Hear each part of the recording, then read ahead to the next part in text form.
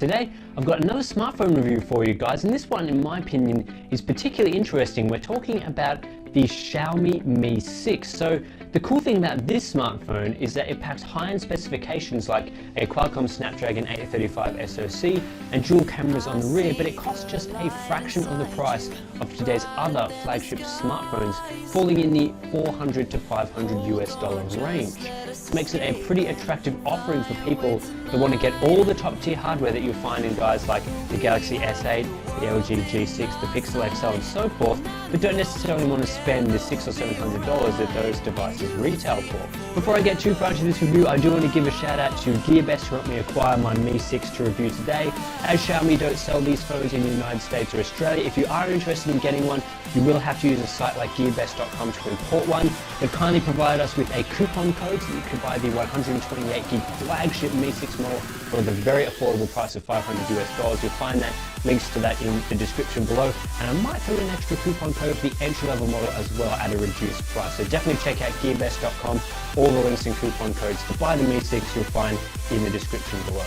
As always, let's start off by talking about the design. And Xiaomi has used a 5.15-inch display on this handset, which makes it pretty easy to hold and operate. It's a bit smaller than the 5.5 and 5.7-inch displays that sort of make up a lot of the flagship market these days. With a smaller display, the Mi 6 is fairly easy to use. They've also used premium materials around this handset. We've seen glass on both the front and the back, as well as a stainless steel chassis. That's right, it's not aluminium this time.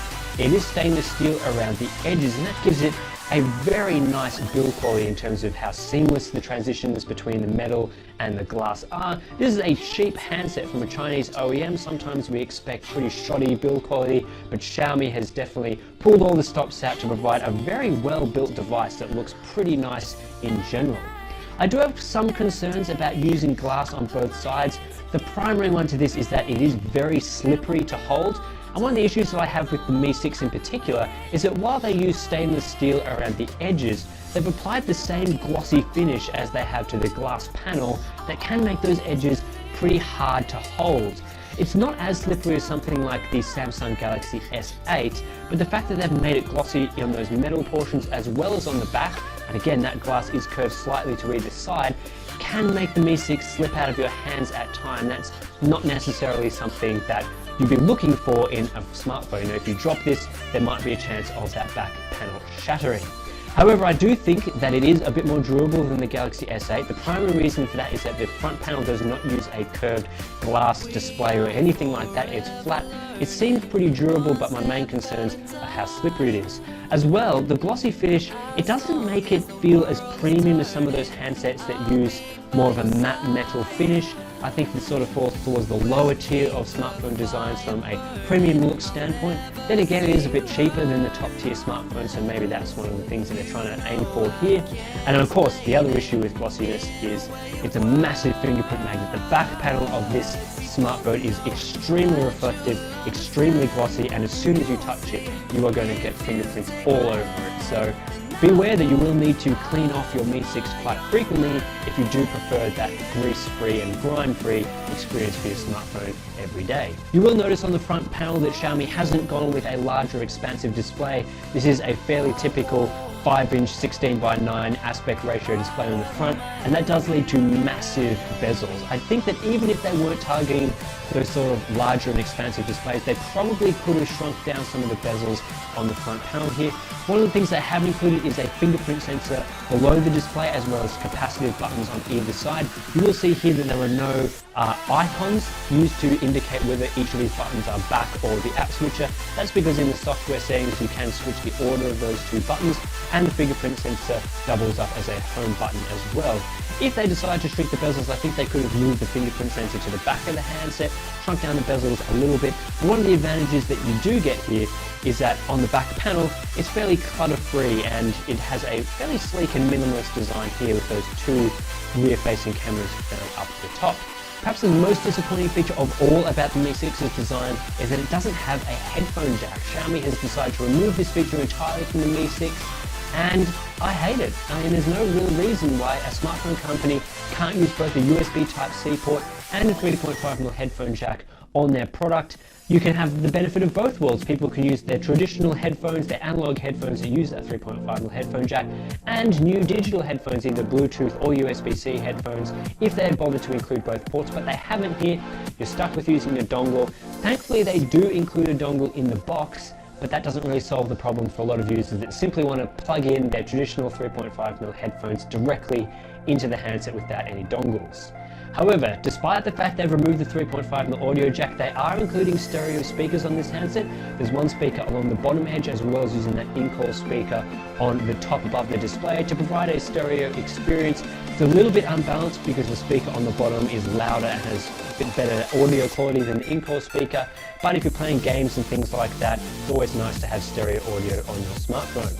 Xiaomi also says the Mi 6 is splash resistant. They haven't given it an IP rating, so it's a bit hard to know exactly what they mean by splash resistance here, but I suspect that if you splash a bit of coffee or water or something on this handset, that you'll probably be able to survive that without any worries.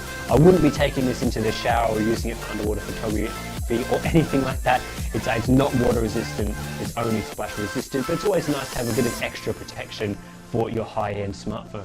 The display is one of the areas that surprised me the most about the Mi 6. They've gone with a 5.15-inch LCD with a resolution of 1920 by 1080 here, so it's nothing too out of the ordinary in terms of its display hardware. A 1080p display is fairly mid-range or even low-end these days, and I do get some of the things people say, that maybe this phone could have included a 1440p display for a bit sharper and crisper text and imagery and stuff like that, but I tend to find the 1080p display is fine for flagship handsets, especially of this sort of smaller display size than some of those 5.7-inch displays that are out there. But the benefits to this particular LCD that they've used, firstly, is brightness. This display goes above 600 nits of brightness, which makes it very easy to view outside, and viewing angles are surprisingly awesome. There's very little glass in between your fingertip and the display itself. It gives it a really nice viewing experience and touchscreen experience. It's great for viewing angles, it's great for viewing outside and all of that. Another thing that really surprised me is the color performance. Now, most smartphones aren't calibrated too well out of the box, but Xiaomi has put in an effort that even in their vibrant display mode, that they're giving you reasonably accurate colors out of the box, especially compared to a range of other smartphones on the market. Cars like the Galaxy S8 and the LG G6 push extremely wide gamuts and oversaturate their colors. There's a little bit of this on the Mi 6, but in general, some of the areas of color performance, especially in terms of grayscale, exceeded my expectations here and give it one of the better displays out of the box in terms of flagship smartphones. They do also have a display mode in the settings. It's called the standard mode. This improves the display even further in terms of its white balance and its grayscale performance, which can make it a little bit better for those who need a color accurate display to work with. The Mi 6 is the first smartphone I've had hands-on time with that includes the Qualcomm Snapdragon 835 SoC. So of course this is Qualcomm's new high-end SoC. We're seeing an upgrade to an octa-core CPU design, a 4+4 design here. We've got the high-performance Cryo 280 cores, clocked it up to 2.45 GHz, and the low performance or power-efficient quad-core cluster, also Cryo 280 CPU cores, that's clocked at 1.9 GHz here. We're seeing an upgrade to the Adreno 540 GPU at 710 MHz. It's largely the same architecture as the Adreno 530 we've seen previously, except for some efficiency upgrades, and also of course that higher clock speed as well, which of course that delivers better performance here. We're seeing gigabit LTE included in the Xiaomi Mi 6. That's one of the features of the new Snapdragon X16 LTE modem included here. Wi-Fi 802.11 AC, Bluetooth 5.0 included in this device, the same as you'll see in the Samsung Galaxy S8. And we're seeing for the first time, at least for me, 6 GB of RAM in this device. I'm not necessarily sure that you actually need 6 GB of RAM in a smartphone, but it is included here, as well as either 64 or 128 GB of internal storage with no micro SD card expansion. A little bit disappointing there's no expandable storage in this phone, but I think either 64 or 128 gig, especially 128 gig, will be fine for most users. And in case you're wondering, I was sent the 128 gig model to review. Let's talk a little bit about the performance here. Of course, it's a high-end smartphone. It's extremely snappy to use, and this is assisted by Xiaomi using extremely short animation times as well. Makes this phone feel incredibly fast to use directly out of the box. But as we move into some of our benchmarks, you will see that the Snapdragon 835 holds a handy 31% lead in CPU performance over the Snapdragon 821 that we see in devices like the LG G6. Compared to the lower clock Snapdragon 820, we're seeing a commendable 47% performance improvement, and of course the Snapdragon 835 does include an extra 4 cores to assist with some of these benchmarks. Compared to other high-end platforms at the moment, the Exynos 8895 in the Samsung Galaxy S8, well, the Snapdragon 835 beats that by 24% on average in CPU tests. And compared to the Kirin 960 that we're seeing in devices like the Huawei P10 and the Mate 9, again, this device uses a Cortex A73 CPU core, similar in design to the Cryo 280, but the Snapdragon 835 still pulls ahead in CPU-limited workloads by around 13%. As we move into graphics, this is traditionally where Qualcomm holds a pretty handy lead over its competitors. The Adreno 540 is around 27 to 37% faster than the Snapdragon 821 in some of our off-screen GPU benchmarks. And of course, you have to factor in the fact here, the Xiaomi Mi 6 only uses a 1080p display. So again, if you're comparing to a 1440p handset like the LG G6 or something like that, the Pixel XL for example, the GPU in the Snapdragon 835 is going to push much higher on-screen frame rates for some of your Android games. Comparing it to the Exynos 8895, which uses a Mali G71 MP20, it's pretty interesting here. It's probably the closest GPU in terms of performance. The Adreno 540 is anywhere from 11% faster to 8% slower, depending on the off-screen benchmarks that we're using. Just like Basemark, the Adreno GPU falls well behind, and things like 3D Mark it tends to pull ahead. The GPU, of course, is slow, and I think the Mi 6's Snapdragon 835 is a fantastic use for the 1080p display here. And finally, compared to the Kirin 960 GPU, the Adreno 540 simply crushes it by upwards of 30%. Unfortunately, the Snapdragon 835, at least as implemented in the Xiaomi Mi 6, does throttle pretty significantly. In GFX Bench's Manhattan 3.1 test, after about 25 minutes, we saw performance reduced by 43%. Pretty similar to the Exynos 8895 in that respect, and I'd like to see maybe some tweaks made to the government that makes it, last a little bit longer. Perhaps there's some thermal throttling happening here or power throttling. I'd just like to see a little bit better performance in the long term so that when you're gaming, you're not seeing that massive frame rate reduction after about 25 minutes. We'll also talk a little bit about the NAND performance. Again, we're talking about a 128 gig smartphone in my hands for review here. Pretty similar performance to the Galaxy S8 in that it has fantastic sequential performance, very solid results here, almost chart-topping in some of its sequential read results. But when it comes to random performance, it does suffer a little bit compared to some of the best smartphones on the market, but still I think the NAND performance in general is pretty good. We'll also touch on battery life. This is one of the most interesting aspects about smaller devices like the Xiaomi Mi 6, because when you get a smaller display and a smaller body, there's less room to include a battery. But Xiaomi has still managed to include a 3,350 mAh battery inside the Mi 6, and that delivers very respectable results across the board. It doesn't quite manage to match devices like the Samsung Galaxy S8, which is a bit of a battery beast, at least the Plus model is. It falls around the same mark as the Google Pixel XL, and I think that's a really solid result across some of these tests here. And in things like the PC mark test, thanks to the efficiency of the Qualcomm Snapdragon 835 SoC and the new 10nm manufacturing process that's being used, it does fall very high towards the top of those charts. And that gives the Mi 6 very solid battery life in general. I don't think the smartphone will let you down at all in terms of its battery life, and it does so without making the phone too thick or too cumbersome. That's always nice to see. The camera system included on the Mi 6 is very similar to the iPhone 7 Plus from a technology standpoint. We're seeing two 12-megapixel sensors on the rear. One of them has a wide-angle lens, that's a 27mm f1.8 lens with optical image stabilization, pretty similar to a traditional rear smartphone camera. The other one provides a 2x zoom with its 52mm focal length and also its f2.6 lens. There are some pixel size differences between the two sensors. The wide-angle camera gets 1.25 micron pixels. The zoom camera gets 1.0 micron pixels, so the light gathering ability of the zoom camera is reduced compared to the wide angle camera, but what you will see when using the camera application is that it will only use the zoom camera if you're in good lighting conditions. If you switch between the 1x to the 2x mode and you're indoors or you're in some poor lighting, it will simply digitally zoom the primary wide camera rather than using the wide angle camera. So you only really get the benefits of that wide angle camera when you're out and about in sunny outdoor conditions and things like that.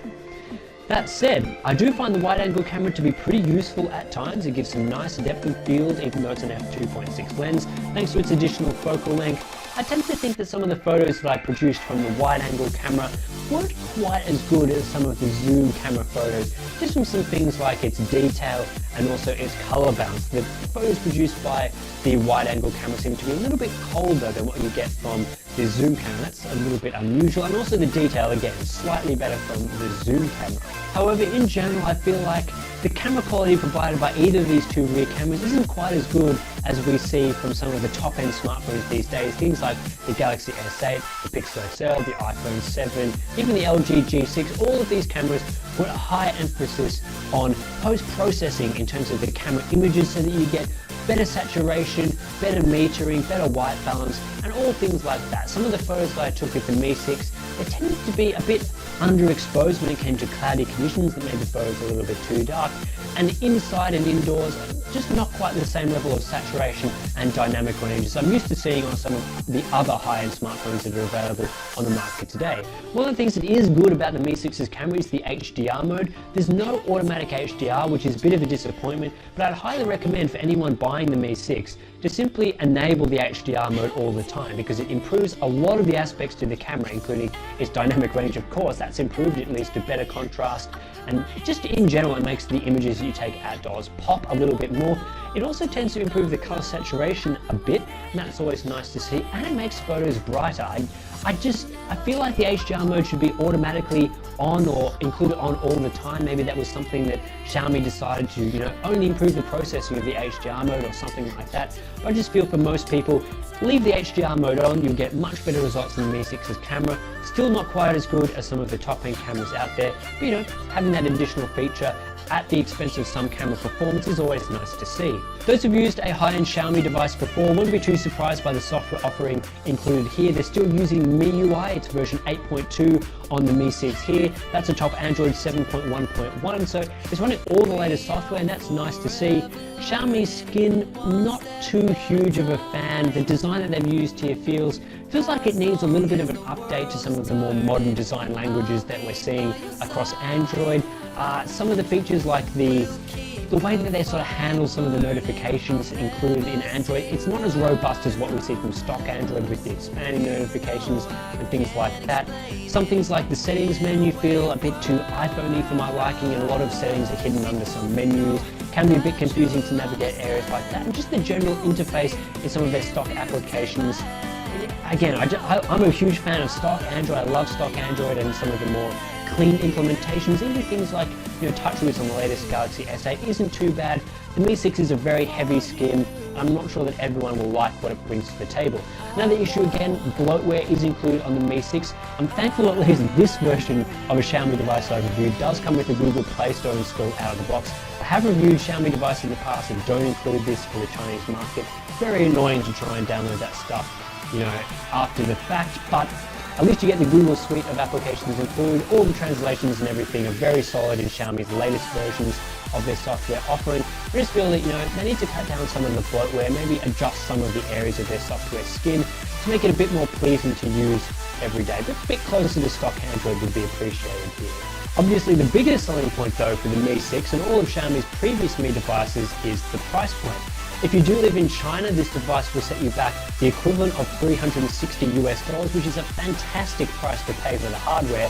When you factor in some of the importing costs and markup to bring these devices to places like the United States or Australia, the 64GB model will cost you more like $430. But when you look across the board at the hardware and the experience that you get from the Mi 6, the really powerful Snapdragon 835 SoC inside with 64GB of storage and 6GB of RAM, the fantastic battery life that you're getting from this handset, the great 5.2-inch 1080p LCD, the fairly decent dual camera solution on the back. It's always nice to see dual cameras on a smartphone. It's running the latest version of Android. All of these features, they're typically things that you'll find in more expensive devices, things like the LG G6, which will cost you more than $550, more like $600. The Galaxy S8 is more like $750. The Google Pixel, $650. All of those smartphones cost a lot more than the Mi 6 for fairly similar hardware. So the main advantage to purchasing the Mi 6, and the reason why I can recommend it quite comfortably, is that you get such a great range of features, a fairly decent software implementation, and all of that goodness for a much reduced price point that falls under $450 price point. It's a fantastic buy. It's one of the best phones on the market in terms of price to hardware ratio, and that's why Xiaomi's Mi 6 devices and their Mi devices in the past have always been one of the options that you should look out for in the market, even if you have to import it from sites like